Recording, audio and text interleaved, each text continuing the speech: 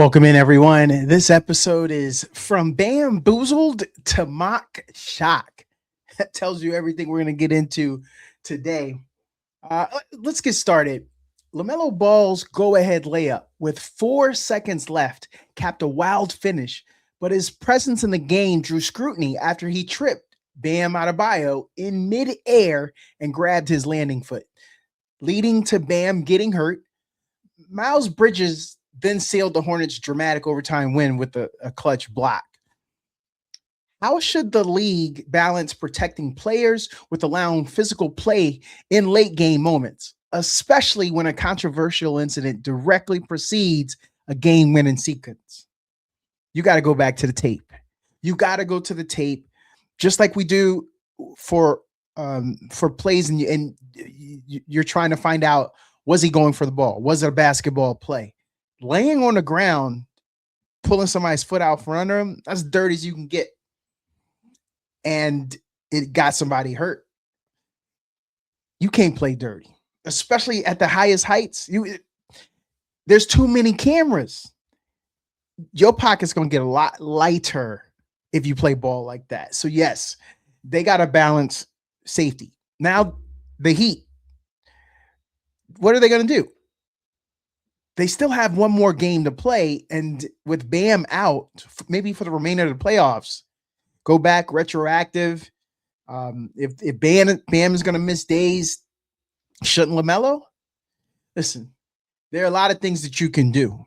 If you land on the ground and you think somebody's going to fall on top of you, there's different things that you can do. That did not look like it. And oh, by the way, fall down, you get up. You could lay there. Things going to happen. I hate dirty players. Those of us who have played pickup, whatever level you've ever been at, some of you pros, you can get in the comments. Tell me how you feel about someone that plays dirty. I know a lot of people come from different places. I've played all over America, East Coast, West Coast, down South, Midwest. And yes, they play different. But dirty's dirty no matter where you're from. When you on the West Coast and you running and gunning, if somebody holds up the ball, holds up the game, always calling check ball, it's dirty, right? If you down here and you got that handle on the East Coast, you about to take it to the cup, but you getting hacked, that's dirty, right? You know the play already happened. I want y'all to go back and look at that clip where Kyrie Irving was dicing up the whole USA team. Most of us have seen it, right? You see at the end, someone went diving in and they hit Kyrie hard. That wasn't no basketball play. That was to send a message to the young buck. Yo, send the message through the game. Hurting people, stopping them from being able to finish, that's not sportsmanship. I'm not here for that. And that's what I call dirty. NBA ranks playoff edition highlights how impact, not pure talent, will shape the next 2 months, emphasizing players expected to log heavy minutes on teams likely to advance, from rising stars like Wembanyama and Banchero to veterans such as LeBron, Durant, and Curry. The list frames who will truly swing postseason outcomes based on availability, role, and team context. Which player do you think is the most likely to outperform their ranking and completely reshape the playoff landscape? I think it's going to be LeBron.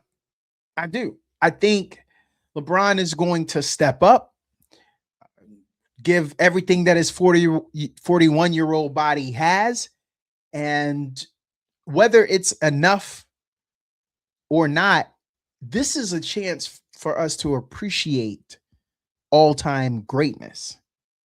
One of the consistent models of health and production. He's got some help. Hachimura is good. DeAndre Ayton is satisfactory. Dalton Connect ain't a scrub. I think there's opportunities with more minutes for Dalton. We'll see what Austin Reeves is looking like. I think it's LeBron. I think it's always going to be LeBron. Durant, I don't believe his team in close game, late game situations. I don't think they're ready. I still think they're young. They put a vet on the team to help them, but he's not a ball dominant player. And because of that, when the ball's not in his hands, others got to make decisions. They're not ready. They still young. Curry, man, let me just see if Curry's going to be healthy.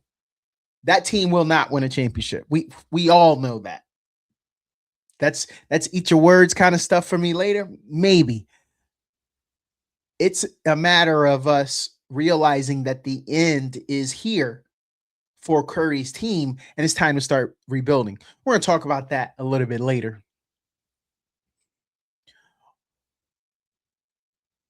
Huh. You ever heard of Denny Avdija? He capped a 41-point explosion with a tough and one finish that put Portland ahead for good, reinforcing what fantasy basketball players already knew about his scoring upside. His breakout raises an interesting question about whether tracking players through fantasy research actually deepens a fan's appreciation of the real game. So the question, does playing fantasy basketball make fans smarter and more engaged viewers, or does it shift attention away from the actual flow and nuance of the game? No. It brings eyes to the game. Everyone's got their rooting interest. Whoever you're rooting for, that's great. But sometimes there's blackouts. Sometimes your schedule doesn't allow it and you don't catch it. But if you can sit and you still want to watch the game because you know, oh, I got some so-and-so that plays for the Kings. If you're up late, if you're an East Coast person, you watching those West Coast games, that's the opportunity right there. You want fans to have a vested interest in a team other than theirs. That leads to better ratings. 41 games a person might be able to see in a year. I'm going to say half. That's my guess. If you could get that to 60, the revenue, the sponsors, that's what it's about. You got to get those eyes. And so I do believe fantasy basketball does make the fans smarter and more engaged. It helps you tell a narrative. If you are watching a game that's not your team, you are more intelligent about the players on these teams that you're watching just because of your fantasy football research. So I think you got to keep doing it. Yeah, we can make fun, nerd out. They might call you nerd, but that nerd knows way more about the game and the players in the game than the average person says, yeah, I maybe caught 2 or 3 games this year.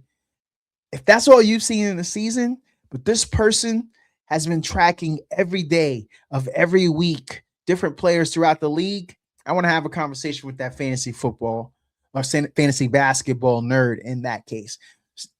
The same holds true for football, my Freudian slip, but we can always talk about that at a later date.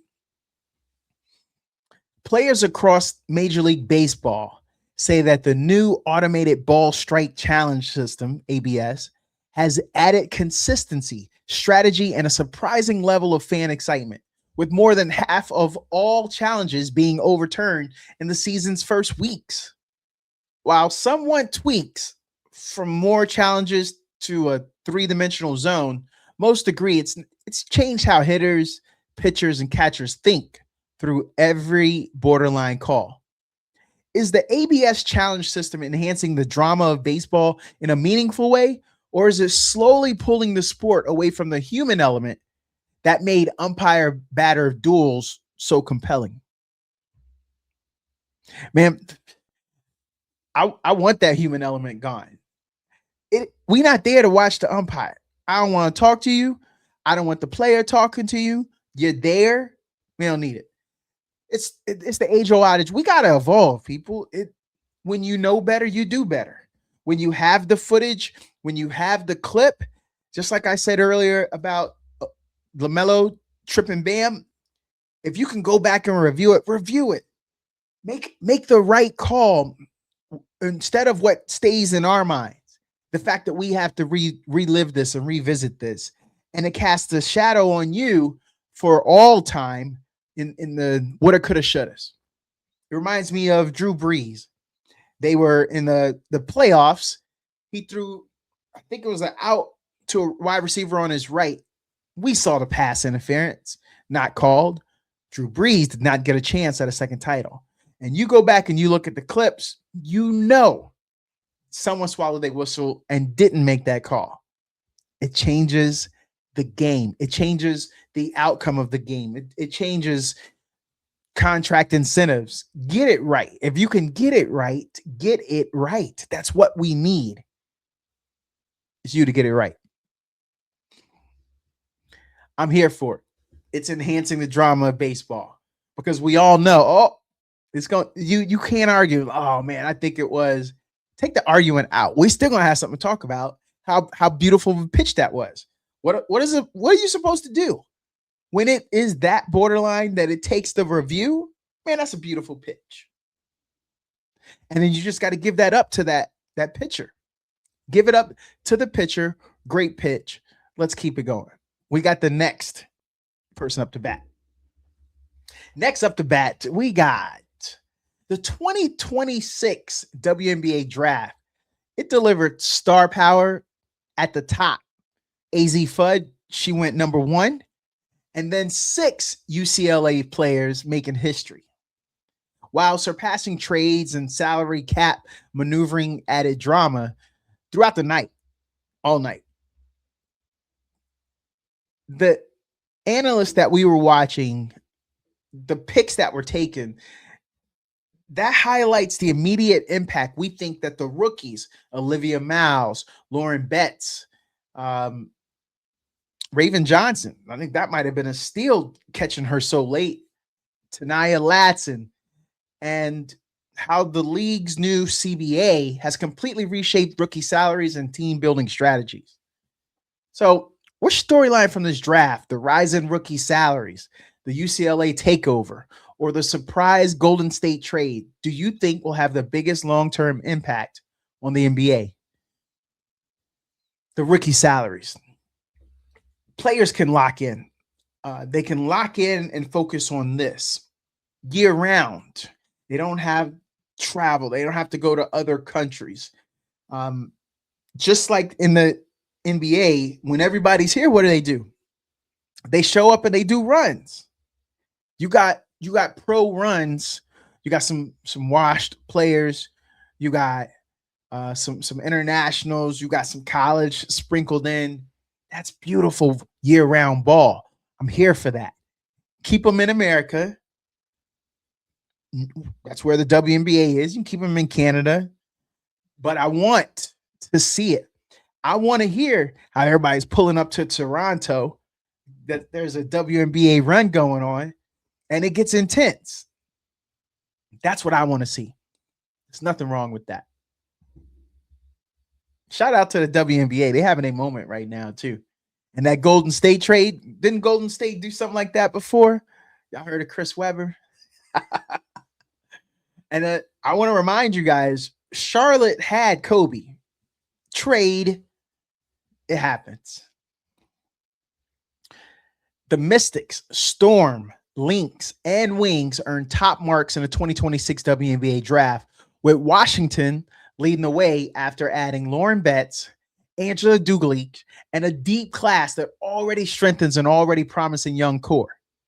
UCLA's historic 6-player draft class shaped much of the night.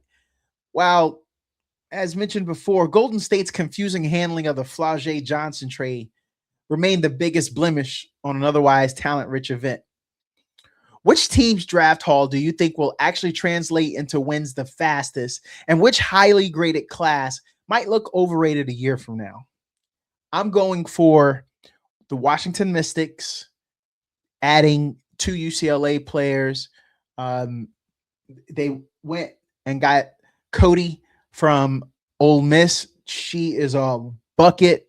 I'm surprised she lasted that long, so she gonna make some people pay.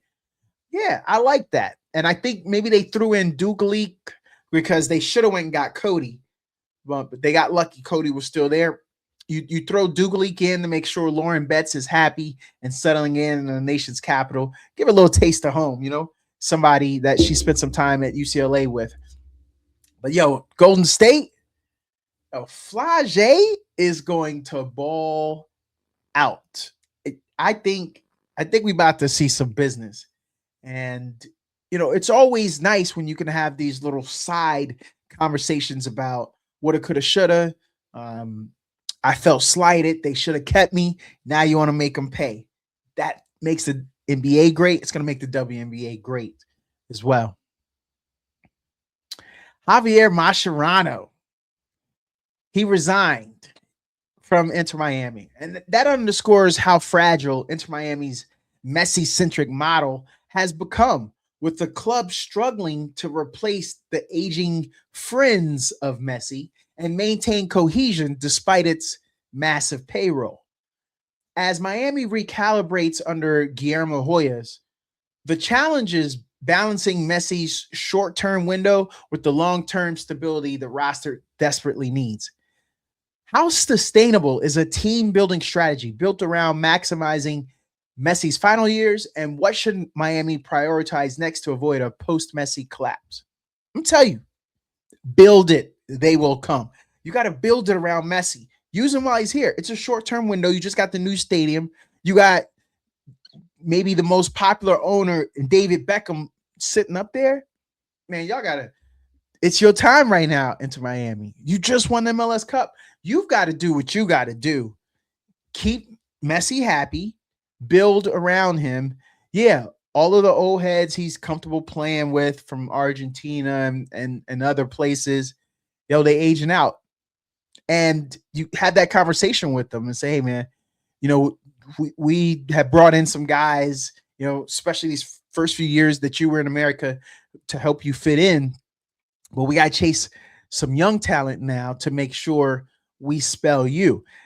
Listen, Messi rarely runs all the way back to play defense. He don't have to because he's Messi. But somebody got to sprint back. And you can't be having them old heads that think about it before they sprint. See, that youthful exuberance, that desire is such that when it is time to sprint, young boys go get it. Old heads, think about it. They're assessing. Can I catch him? Is it worth it? Can I give up that bucket? Can I give up that play? You don't want to think like that. You've got to ball out. And then, yes, that youthful exuberance, that athleticism will allow more opportunities to get to Messi. But yeah, you're trying to keep Messi as fresh as possible, surround him with talent until the time is not there for Messi. And we will all know it. And then Messi out. But what you want is stack your chest now. You got a new stadium into Miami. You need to make sure people are still putting cheeks in seats. You want to make sure that sponsors are there. I remember I was looking at the first game that they had, and the advertising boards were just going crazy because everybody watches Inter Miami. So you want to, it's like selling a Super Bowl commercial. Every time you're advertising at an Inter Miami home game and away games, Inter Miami's got to do it. Build around Messi. Don't mess around.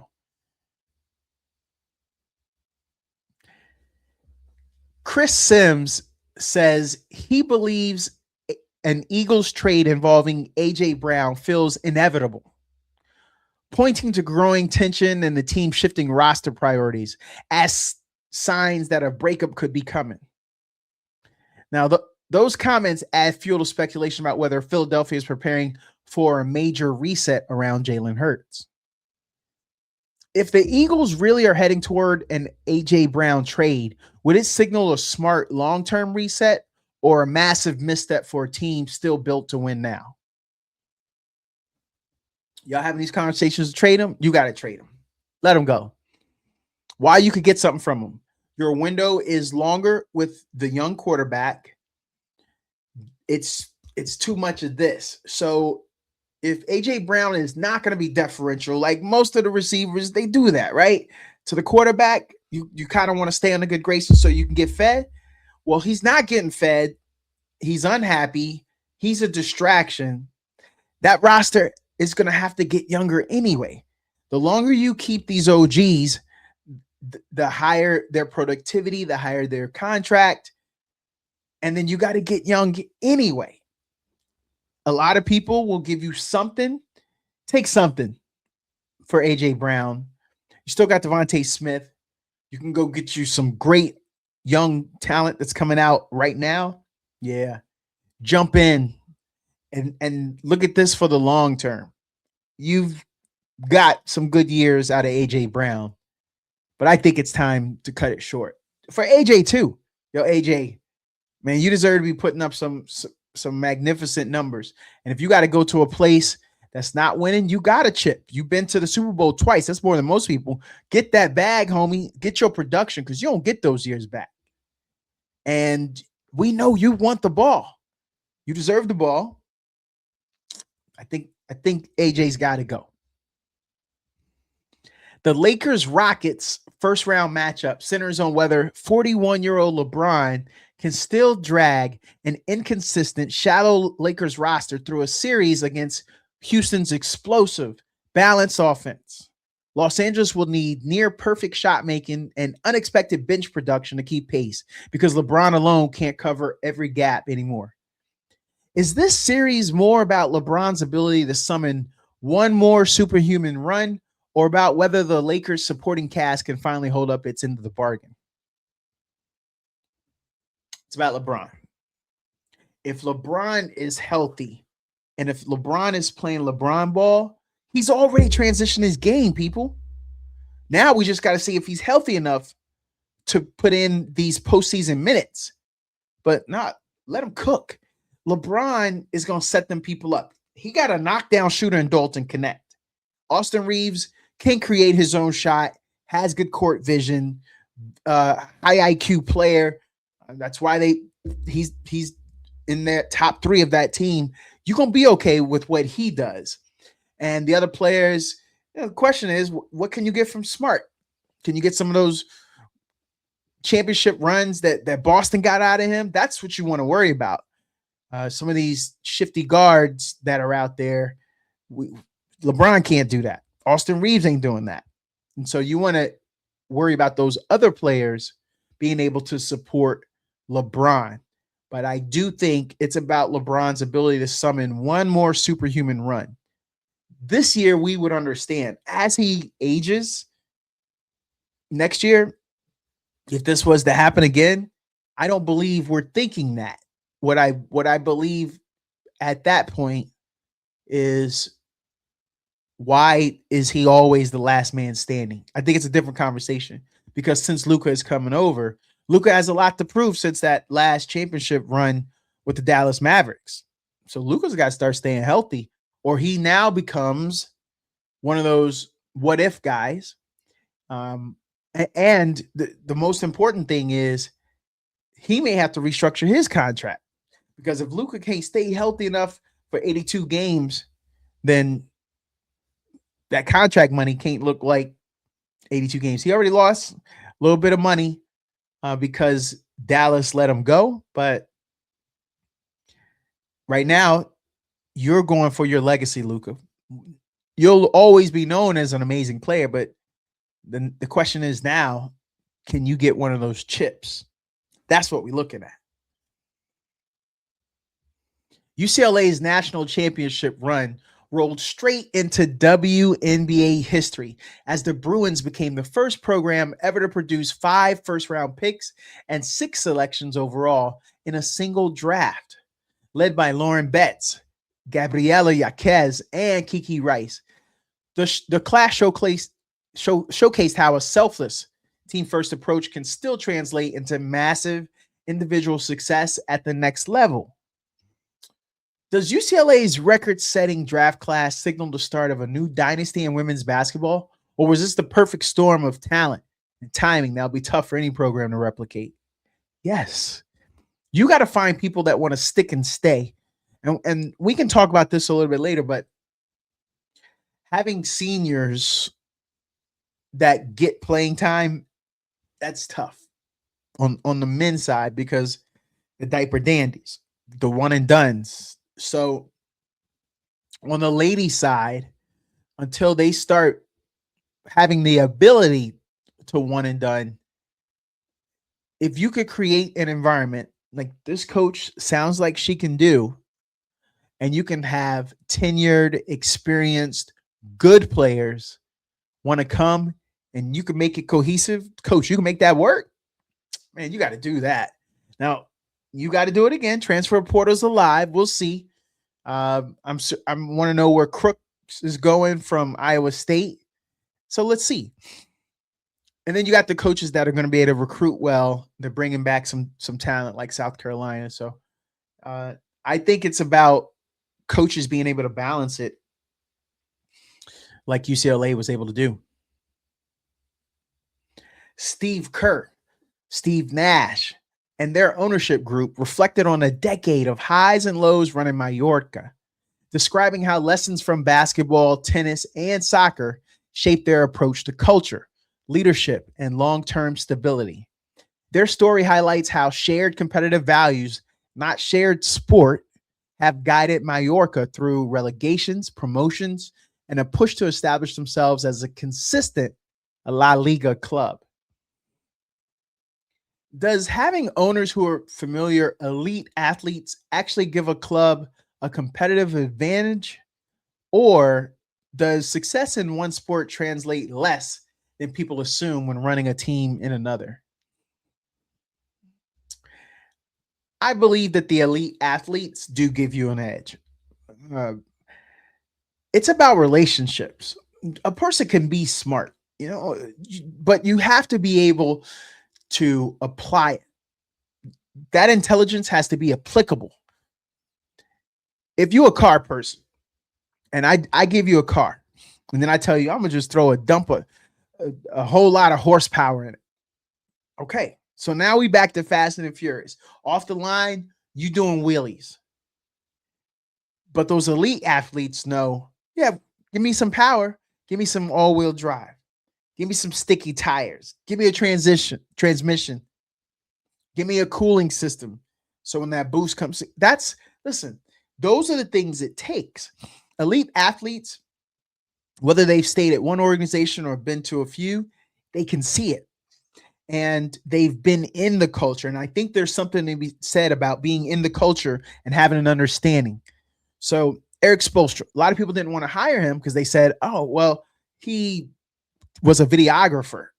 He didn't have coaching experience, didn't play in the league, but he was around culture and culture winners, an elite person like Pat Riley. So when Pat Riley is able to just pontificate, to give you information, you could take all that in, learn from it. If you're a young buck, you grab that pen and paper, you write it down, take some notes, and you want to glean all you can from the OG. I like it. Mel Kiper Jr.'s latest 2-round mock draft locks in Fernando Mendoza at number 1. And this is the last one that Mel's going to do. Then quickly turns chaotic with surprise risers, aggressive trades, and teams jockeying for edge rushers, offensive tackles, and wideouts in a deep, unpredictable class with multiple quarterback-needy teams lurking and several franchises holding extra first-round picks. The board feels primed for volatility from the top 10 through the early second round. Which part of this mock draft feels most realistic to you, and which projected move or pick would completely reshape the first round if it actually happened? I disagree with a lot of people thinking Ty Simpson is going to go early. I think he goes late. There's too many questions, only 15 games. My kid was looking at it, was like, he got small hands. Well, and there's questions about his height. That's not good. He's not top 10. Those are things that take you out of the top 10, but those are second round questions. all those quarterback needy teams, there's some journeymen still out there. Here's what you're going to do. You're going to go get one of those amazing wide receivers that are out there, and then use your journeyman as a bridge, because we got some bangers coming out next year. Trinidad Chambers is going back to Ole Miss, but I think everybody is interested when he comes out next year. We're going to see for Arch. Yeah, he's coming out, so we got to see. But I think those opportunities are going to be there next year for some quarterbacks. I don't think you got to rush. If you're not feeling it, don't do it. Ty Simpson can sit there, let somebody else take the risk. I'm good with it. Thanks for tuning in.